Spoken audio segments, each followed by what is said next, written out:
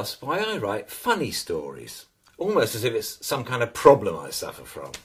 Well, firstly, it's the way my brain works. I see the funny in so much.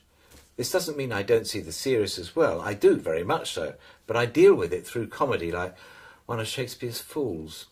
Secondly, comedy is probably the most effective weapon in getting young children to read, especially boys. In a recent reading competition, humour was the most visited category. I taught at primary level for a number of years, mostly working with 7 to 9-year-olds, and that's the age when children are becoming independent readers. And I found that humour was a very potent weapon, not only for pulling children into reading, but for teaching in general. If you can make learning fun, children learn better and faster. It's not exactly rocket science. I also apply the fun method of learning when I visit schools, talking to children about writing and reading. I hope that, for a while at least, there will be some children enthused enough to put pen to paper themselves. And if you're interested, you can find out more about these visits by going to my website, jeremystrong.co.uk, and clicking on the Teachers tab. When I'm visiting schools, I mainly talk about the writing process. This, of course, varies from one writer to another, but I like to think the story through as far as possible before I embark on actually writing it. I make notes. I wouldn't go so far as to call it a plan, although I do often end up with a very short chapter breakdown. It's more as an aide-memoire than an instruction sheet. I spend a fair bit of time doodling, not to mention sleeping, across my desk, as I make notes and I write down absolutely anything that might be useful in the story.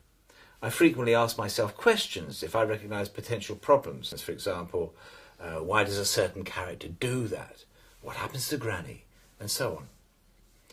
I end up with several sheets, often 10 or more, covered in notes and doodles. And from these notes the story gets cobbled together. This means abandoning or ignoring about half the ideas and comments I've just noted down, but it doesn't matter. The important thing for me is to get all those ideas down and then start piecing together the ones that are going to make the story work best. Once that's done, I start writing the story itself, and I hate starting, hate it, especially the first page or two. Unless I've thought of some great opening which really acts as a springboard, but that doesn't always happen.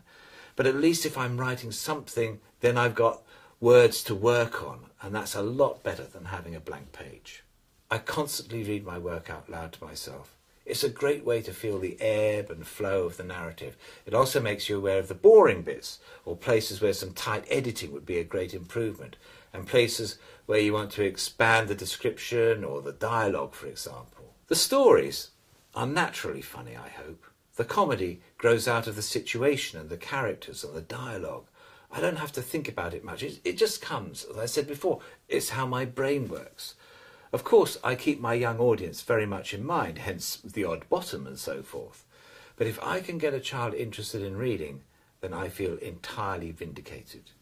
The time will come when that child may well be reading Dickens, Carol Ann Duffy or Hilary Mantel and so on. But first of all, you have to get them reading.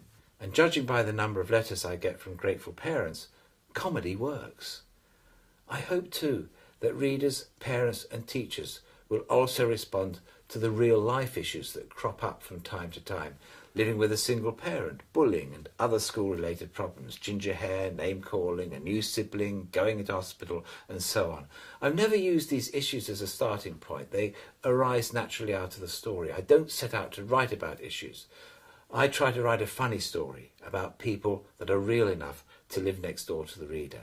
And certainly, strange things may well happen, but in the context of the story, they will always be credible. Just about.